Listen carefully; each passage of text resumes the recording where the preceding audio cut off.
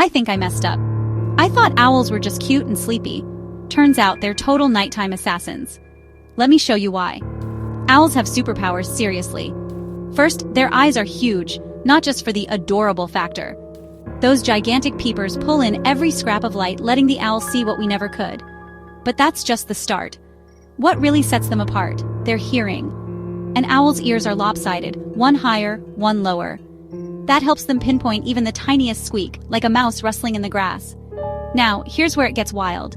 When an owl swoops down, its feathers are so soft and specially shaped, it makes almost zero sound.